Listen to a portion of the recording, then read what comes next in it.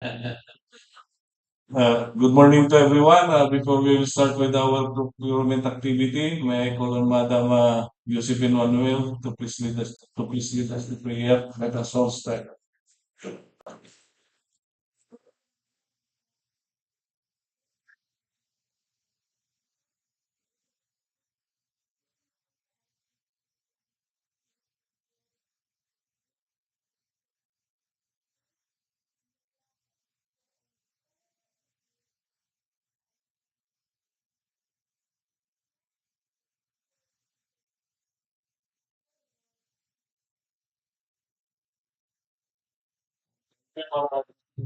Now may I ask the head of the back secretariat to please have the roll call. Present for today's privy conference, our back chairman, Engineer Jose Wilson Manungsong, Sir. back members, Engineer David L. Palaganas, and Engineer Regent Taaka. For the technical working group, CW members, Engineer David Magno and Engineer Marvin Nicolas. Uh, for the back secretariat, headed by yours truly, Engineer Manuel Levincido Jr., with back secretariat members, Madam Brenda Morales and Madam Jose P. Manuel. Since the majority of the back members are present, there is a quorum, sir. Thank you, Sir Manny. Today's procurement activity is the pre-bid conference of 9 civil works projects and 2 goods. The first one, with contract ID 24AI0179, construction of multipurpose building, phase 1, Natividad, Pangasinan. Second project, with contract ID 24AI0180, construction of multipurpose building, Balungao, Pangasinan. Next project, with contract ID 24AI0181, construction of multipurpose building, phase 2, Umingan, Pangasinan. Next project, with contract ID 24AI0182, construction of multipurpose building sa Nicolas, Pangasinan. Fifth project, with contract ID 24AI0183, construction of multipurpose building Santa Maria, Pangasinan, phase 3. The sixth project, with contract ID 24AI0184, preventive maintenance, Tertiary Road, San Nicolas-Natividad-Sn, Quintin-Umingan-Guimba Road, at kilometer 204 plus 940, kilometer 207 plus 685. The seventh project, with contract ID 24AI0185, construction of multipurpose building, Umingan, Pangasinan. The eighth project, with contract ID 24AI0186, construction of multipurpose building, Asingan, Pangasinan. And the last project for civil works, with contract ID 24AI0187, construction of multipurpose building, phase 3, Rosales, Pangasinan. And for goods, the first one is 24, with contract ID 24GA108, supply delivery of solar road studs, solar street lights, and asphalt premix for use in the repair maintenance of Binalonan-Asingan-Santa Maria Road. In the second project for goods, 24GA09, procurement of repair shaft lifters, diagnostic tools, and advanced filtration system for use of various land-based equipment of DPWH Pangasinan, 3rd DEO, Romana, Rosales, Pangasinan. This pre-bid conference is being conducted to give the prospective bidders a chance to clarify other issues relating to the project. However, attendance is not mandatory for our prospective bidders. At this point, may I call on Engineer David Magno to discuss the eligibility, technical, and financial requirements of the contracts to be bid. Thank you, sir. Good morning po. For the documents to be submitted by the bidders, Bid submission may be done manually or electronically or online. However, bidders should only select one mode of submission, either manual or electronic. Similar to manual submission, the guidelines for the preparation and submission of an electronic bid are contained in BDS ITB Clause 21 DO number 87 series of 2020. Electronic submission and receipt of bids for the procurement of civil works contracts. All electronic bids must be sent to the email address electronics_Pangasinan3@dpwh.gov.ph. Each bidder shall submit one original copy of the first and second components of each bid. Checklist of technical and financial documents. A. For technical proposal, Class A documents, legal documents. A. Valid PhilJEPS registration certificate with platinum membership, all pages in accordance with Section 8.5.2 of the IRR. Under technical documents, B. Statement of the prospective bidder of all its ongoing government and private contracts, including contracts awarded but not yet started, if any, whether similar or not similar in nature and complexity to the contract. Statement of the bidder's single largest completed contract, SLCC, similar to the contract to be bid, except under conditions provided under the rules. D. Special pickup license in case of joint ventures and registration for the type and cost of the contract to be bid. E. Original copy of bid security in the form of surety bond. Submit also a certification issued by the Insurance Commission or original copy of notarized bid securing declaration and with a bid validity period of 120 calendar days from the date of submission of bids or bid security validity period of 120 calendar days from the date of submission of bids. For the bidder shall submit a bid securing declaration or any form of bid security enumerated below with the amount of bid security not less than percentage of ABC. For cash or cashier's manager's check issued by a universal or commercial bank, 2%. Letter B, bank draft guarantee or irrevocable LC issued by a universal or commercial bank, 2%. Letter C, surety bond payable upon demand issued by a surety or insurance company duly certified by the Insurance Commission as authorized to issue such security, 5%.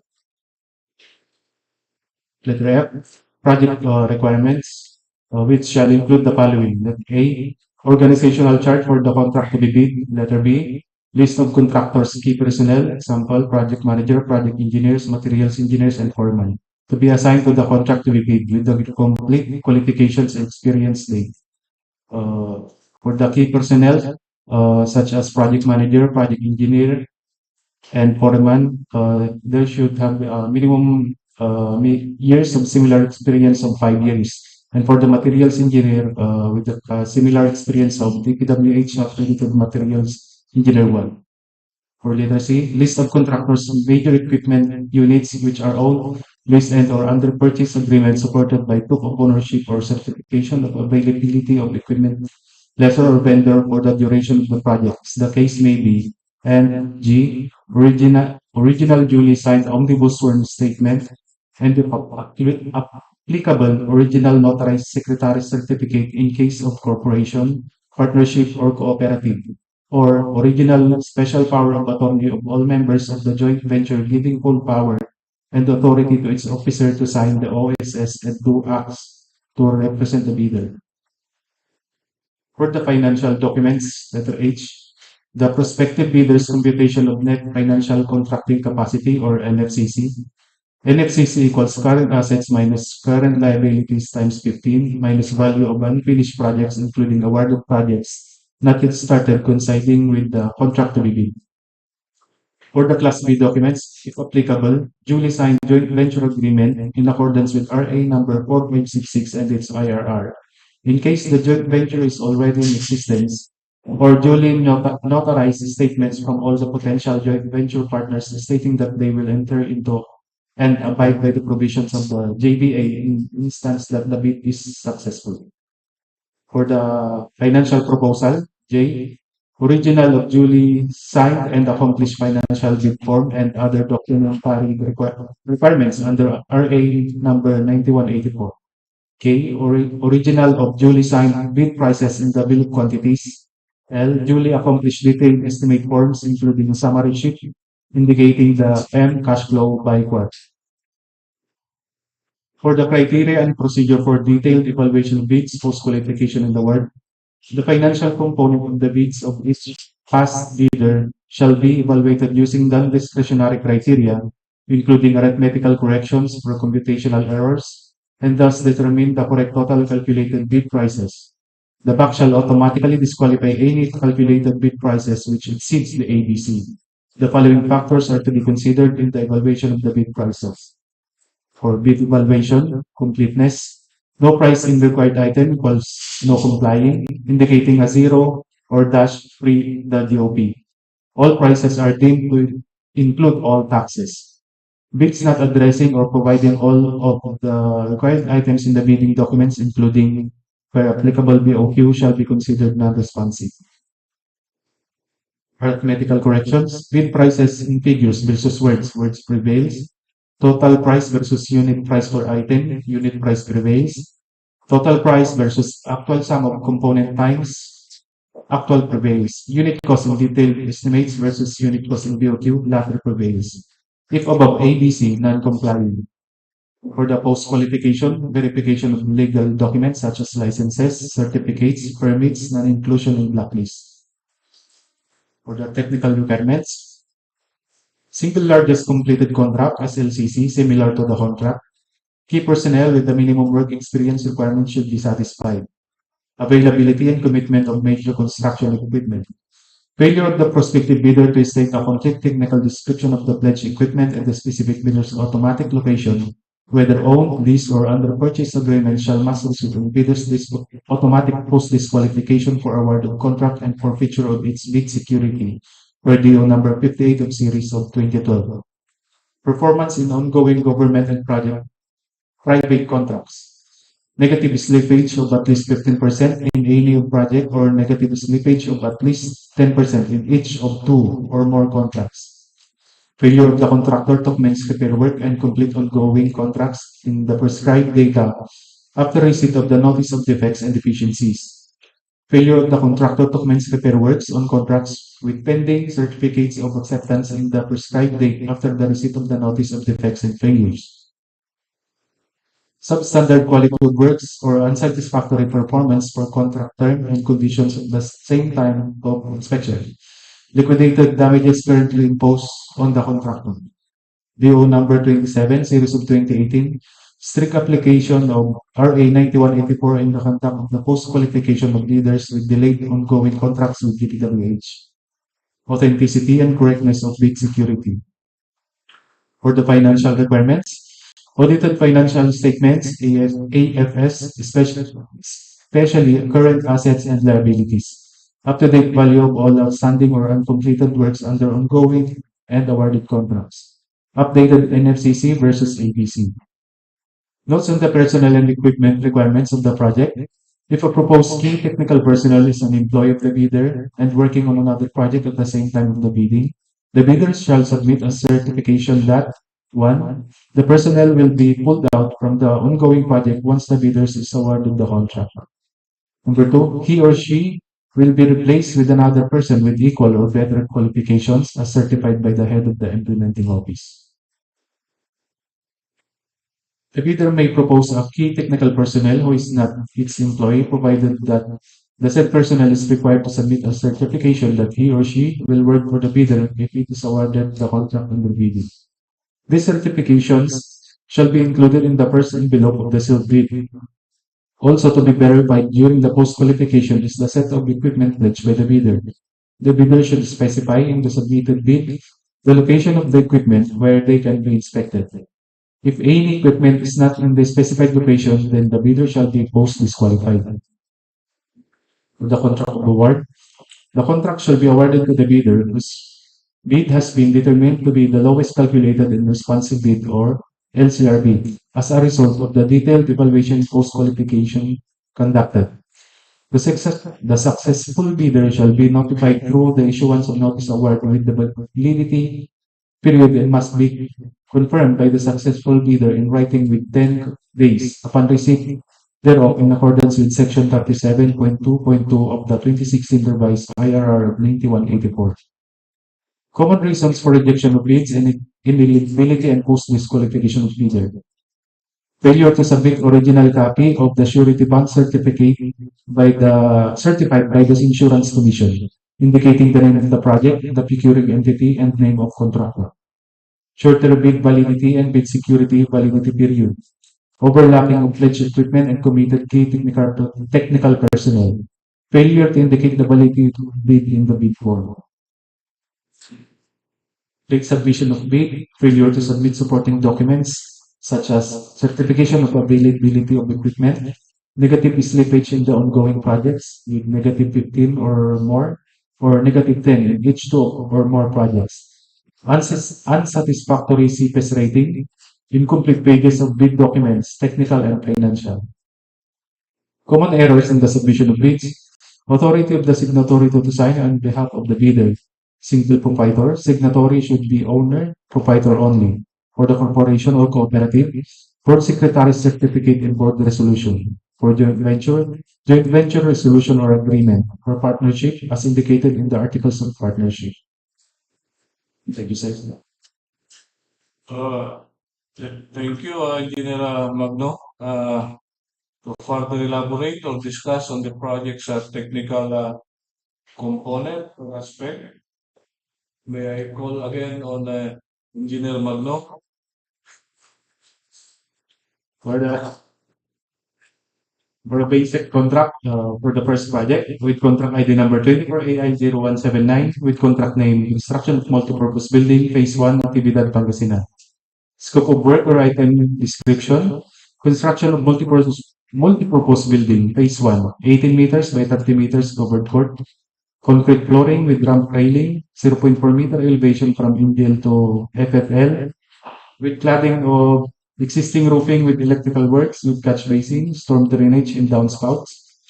2 sets movable basketball board with ring with chlorinated rubberized base, floor coating epoxy coating with stage floor tiles.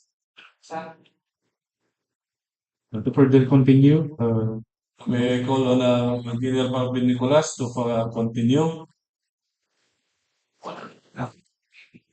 The next is covered court with a dimension of 15 meters by 30 meters, 6 span with 5 meters per span, ramp with railing, 0.4 meter, elevation from NGL to FFL with cladding, complete structural and finishing works, with electrical works, with catch basin, storm drainage and downspout, 2 sets movable basketball board with ring.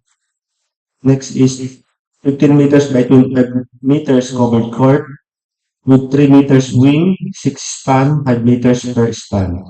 Ramp with railing, 0.2 meters elevation from NGL to FFL with cladding, complete structure and finishing works with electrical works with catch basin, storm drainage and downspout. 2 sets movable basketball board with ring. Next is 2 units daycare center, 8 meters by 10 meters, complete structural and finishing works with electrical works, sanitary, plumbing works with floor and closed tiles with ceiling with complete painting. The approved budget for the contract ABC 17,226,000 pesos. The contract duration 195 calendar days. The next project, contract ID number 24AI0180, contract name, construction of multi-purpose building, Balungao, Pangasinan. The scope of work or item description, construction of multi-purpose building, continuation of municipal covered court, complete structural and finishing works, masonry works, doors and windows. The approved budget for the contract 9,900,000 pesos. The contract duration 160 calendar days. The next project, contract ID number 24AI0181. The contract name, construction of multipurpose building, phase 2, Umingan, Pangasinan. The scope of work or item description, 12 meters by 25 meters covered court, 5 span, 5 meters per span, ramp railings, 0.4 meter elevation from NGL to FFL with cladding, complete structural and finishing works with electrical works, with catch basin, storm drainage, and downspout. With chlorinated rubberized base, floor coating, epoxy coating, 2 sets movable basketball board with ring. The next is 3 units, 15 meters by 30 meters covered court, 6 span, 5 meters per span, rapid railing, 0.6 meters elevation from NGL to FFL with cladding, complete structural and finishing works with electrical works, with catch basin, storm drainage, and downspout, with chlorinated rubberized base, floor coating, epoxy coating, 2 sets movable basketball board with ring. Next is 10 meters by 25 meters covered court, 5 span, 5 meters per span, ramp with railing, 0.4 meters elevation from NGL to FFL, with cladding, complete structural and finishing works, with electrical works, with catch basin, storm drainage, and downspout, with chlorinated rubberized base, floor coating, epoxy coating, 2 sets movable basketball board with ring. The next is 15 meters by 25 meters covered court, 6 span, 5 meters span, 5 meters per span, rapid railing, 0.4 meter elevation from NGL to FFL with cladding, complete structural and finishing works with electrical works, with catch basin, storm drainage, and downspout, with chlorinated rubberized base, floor coating, epoxy coating, 2 sets movable basketball board with ring. The approved budget for the contract, 29,700,000 pesos. The contract duration, 160 calendar days. The next project, contract ID number 24AI 0182. The contract name, construction of multipurpose building, San Nicolas, Pangasinan. The scope of work or item description, construction of multipurpose building, building 1, 2 units, 15 meters by 25 meters, covered court, 5 span, 5 meter per span, ramp with railing, 0.4 meters elevation from NGL to FFL with cladding, complete structural and finishing works, with electrical works, with catch basin, storm drainage, and downspout, with chlorinated rubberized base, floor coating, epoxy coating, 2 sets movable basketball board with ring.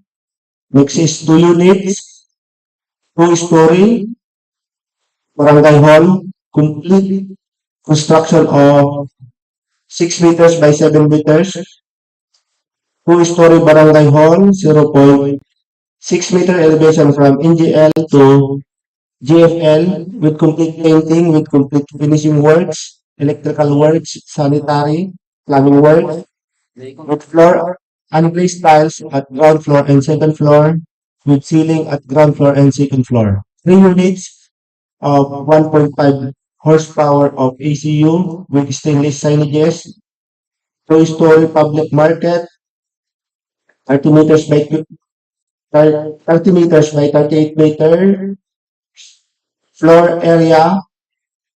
The floor area is 2,280 square meter. Complete structural works and trusses. The approved budget for the contract, 36,259,740 pesos. The contract duration, 295 calendar days. The next project, contract ID number 24AI 0183. The contract name, construction of multipurpose building, Santa Maria, Pangasinan, phase 3.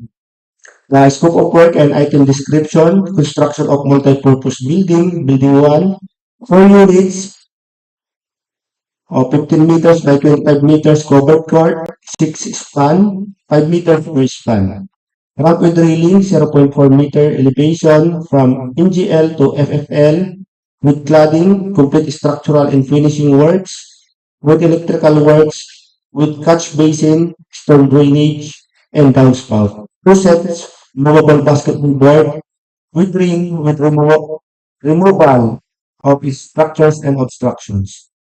The next is 15 meters by 25 meters covered court, 5 span, 5 meters per span, ramp with railing, 0.4 meters elevation from NGL to FFL, with cladding, complete structural and finishing works, with electrical works, with catch basin, storm drainage, and downspout, with chlorinated, rubberized base, floor coating, epoxy coating, 2 sets, movable basketball board with ring. The next is 10 meters by 10 meters, covered court extension with bleachers and wings both sides. With a dimension of 10 meters by 15 meters of existing court, 2 additional span, 5 meters per span. Ramp with railing, 0.4 meters elevation from NGL to FFL, with cladding, complete structural and finishing works, with electrical works, with catch basin, storm drainage and downspout, with chlorinated rubberized base, floor coating, epoxy coating, 2 sets movable basketball board with ring. Next is 2 units stage, with a dimension of 4.6 meters by 14.3 meters, complete structural and finishing works. The approved budget for the contract, 29,700,000 pesos. The contract duration, 260 calendar days. The next project, contract ID number 24AI0184. The contract name, Preventive Maintenance, Tertiary Roads, San Nicolas-Natividad-Sn, Quintin-Umingan-Guimba Road. Kilometer 204 plus 940 to kilometer 27 plus 685. The scope of work or item description, preventive maintenance, asphalt overlay of road, length of 5.08 kilometer with a thickness of 100 millimeter. The approved budget for the contract, 96,500,000 pesos. The contract duration, 243 calendar days. The next project, contract ID number 24AI0185. Contract name, construction of multipurpose building, Umingan, Pangasinan. The scope of work or item description, construction of multipurpose building, 2 units, 15 meters by 25 meters covered court, 5 span, 5 meters per span. Ramp with railing, 0.4 meter elevation from NGL to FFL, with cladding, complete structural and finishing works, with electrical works, with catch basin, storm drainage, and downspout, with chlorinated rubberized base, floor coating, epoxy coating, 2 sets movable basketball board with ring. 2-story barangay hall, complete construction, 6 meters by 7 meters. 2-story barangay hall, 0.6 meters elevation from NGL to VFL, with complete painting, with complete finishing works, electrical works, sanitary plumbing works, with floor, unglazed tiles at ground floor and second floor, with ceiling at ground floor and second floor. Next is covered court, continuation with the stage, roofing only for the 2-span painting of existing columns, storm drainage and downspout, with chlorinated rubberized base, floor coating, epoxy coating. Next, 15 meters by 30 meters covered court, continuation with stage and bleachers on one side with chlorinated rubberized base, floor coating, epoxy coating with stage, bleacher at one side, 30 meters long.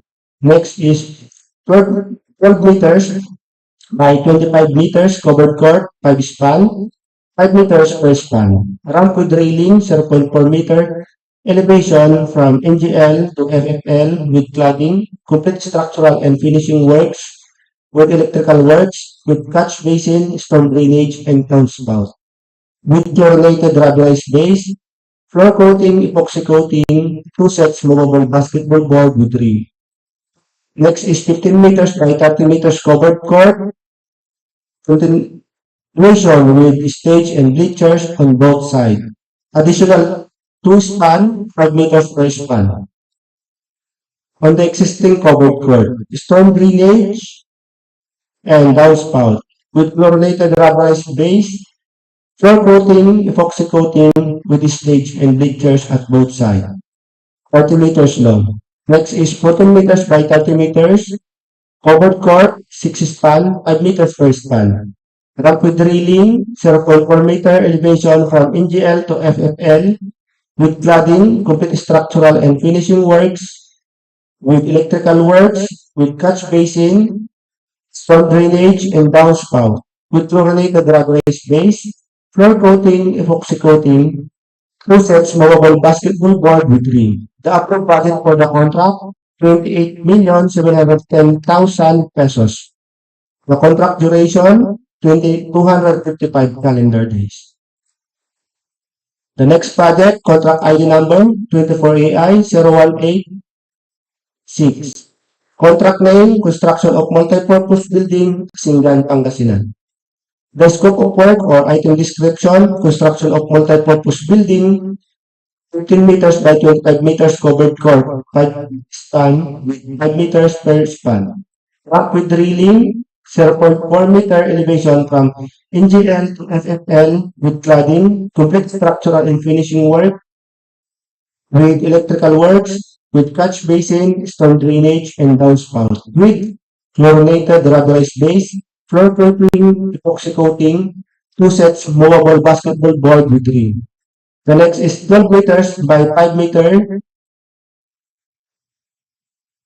covered court extension. 1 span, 5 meters per 5 meters per span. Ramp with drilling, 0.25 meters elevation from NGL to FFL with cladding, including extension cord, complete structural and finishing work with electrical works, including existing cord, with catch basin, storm drainage, and downspout, including existing cord, with chlorinated rubberized base, floor coating, epoxy coating, 2 sets movable basketball board with rim. The next is 10 meters by 7 meter covered court extension.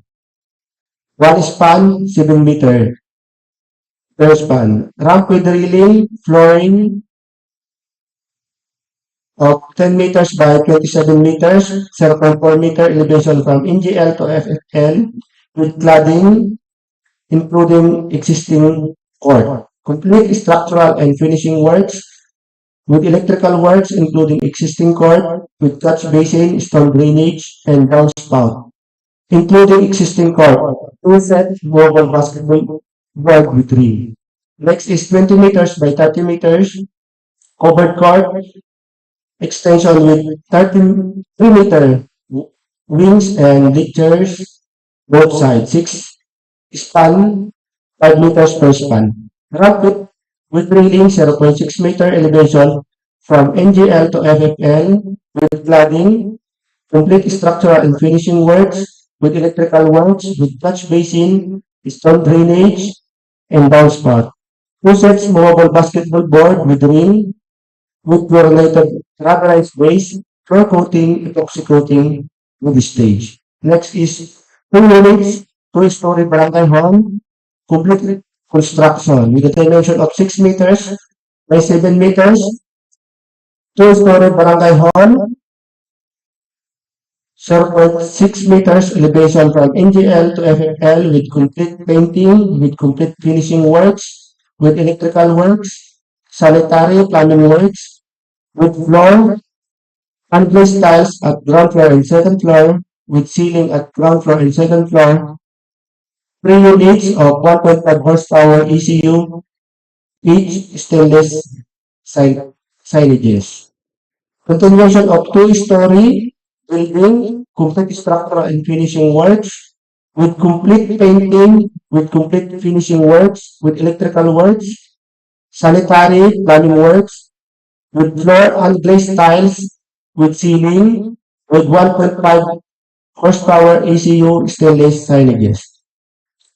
Barangay Health Station, 6.5 meters by 6 meters with rack of waiting lounge, with complete finishing works, with electrical works, sanitary plumbing works, 0.6 elevation from NGL to GFL, with floor and glazed tiles, with ceiling, with complete painting, with BHS stainless signages.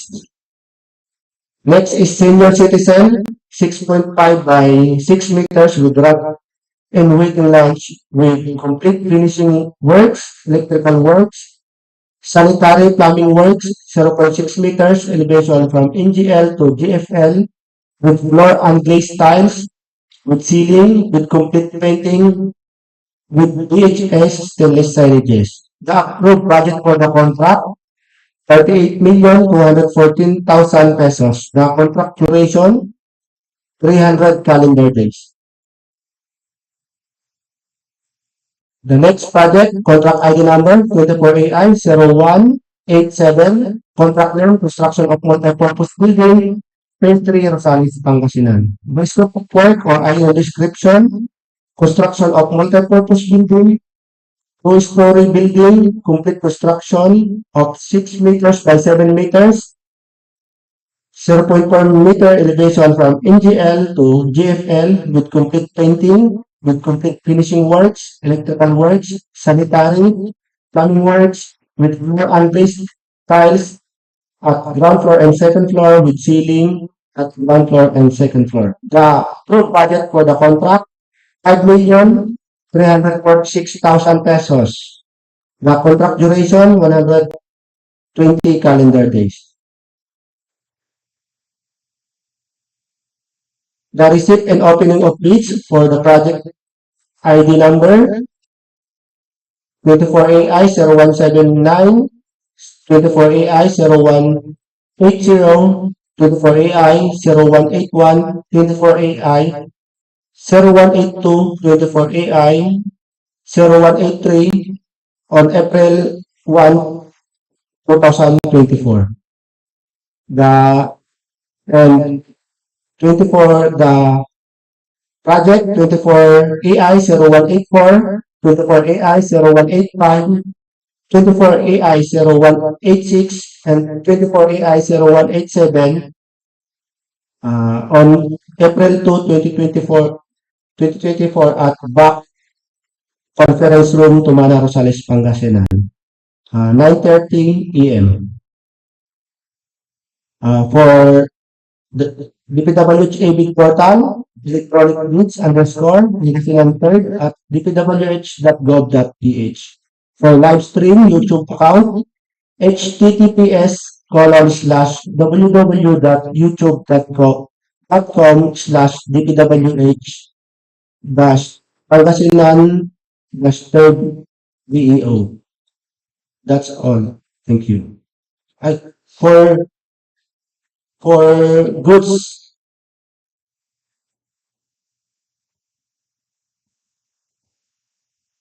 For the goods, documents to be submitted by the bidders. Bid submission is done manually. Each bidder shall submit one original copy of the first and second component of its bids. For the checklist of technical and financial documents, letter A for technical proposal. Class A documents or legal documents such as A, valid PhilJEPS registration certificate with the platinum membership, all pages in accordance with section 8.5.2 of the IRR.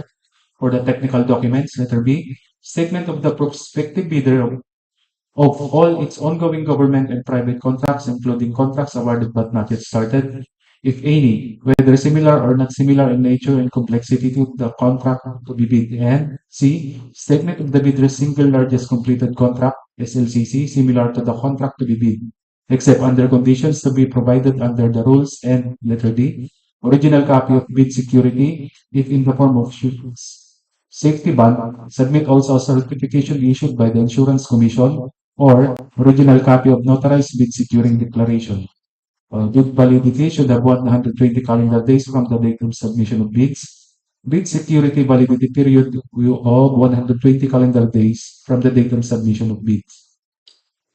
The bidder shall submit a securing declaration or any form of bid security enumerated below. And for its amount of bid security, 2% for the A, cash of cashier's manager's check issued by a universal or commercial bank, and B, bank draft guarantee or irrevocable LC issued by a universal or commercial bank. And for letter C, surety bond callable upon demand issued by a surety or insurance company duly certified by the Insurance Commission as authorized to issue such security with 5%. Letter E, conformity with the technical specifications which may include production or delivery. F, original duly signed omnibus sworn statement or OSS, and if applicable, original notarized secretary certificate in case of a corporation, partnership, or cooperative, or original special power of attorney of all members of the joint venture giving full power and authority to its officer to sign the OSS and do acts to represent the bidder. For the financial documents, letter G, the prospective bidder shall computation of the net financial contracting capacity or NFCC or a committed line of credit from a universal or commercial bank in lieu of its NFCC computation. The Class B documents H, if applicable, duly signed joint venture agreement or JVA in accordance with RA number 4566 and its IRR in case of joint venture is already in existence, or duly notarized statements from all of the potential joint venture partners starting that they will enter into and abide by the provisions of JVA in instance that the bid is successful. Letter B, for financial proposal. Letter A, original or of duly signed and accomplished financial bid form, and B, original of duly signed and accomplished price schedule. For the criteria and procedure,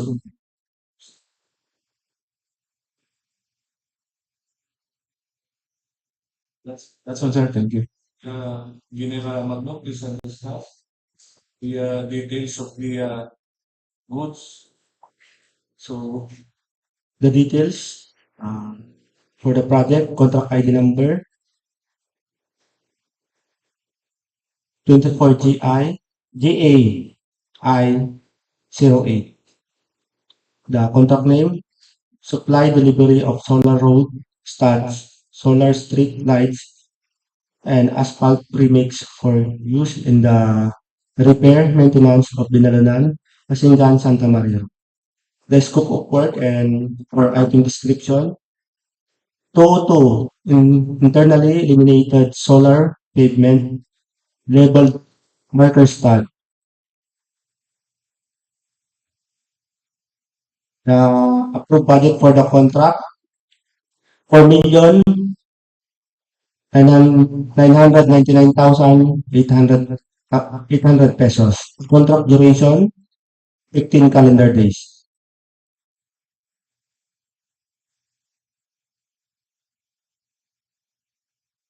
The next project, contract ID number 24JAI09, contract name, procurement of repair shop lifters, diagnostic tools, and advanced filtration system for use of various land-based equipment of DPWH Pangasinan, DEO, Tumana, Rosales, Pangasinan. The approved budget for the contract, 4,146,229 pesos. The contract duration, 45 calendar days.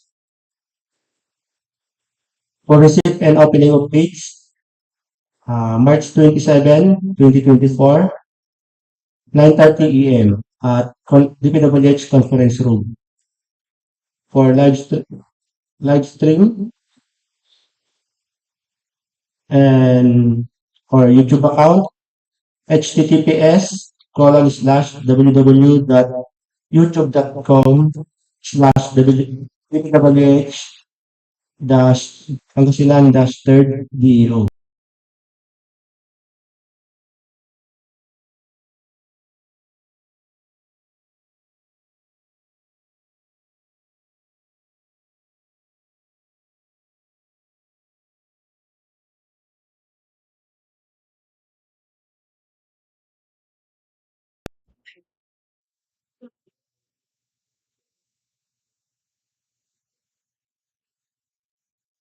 Reviewed the motion of Engineer David Panagana, duly seconded by Engineer Lilian Slogan. Hereby declare this Premix conference secured. Thank you very much. Let's be back at 9:30 for the opening, please.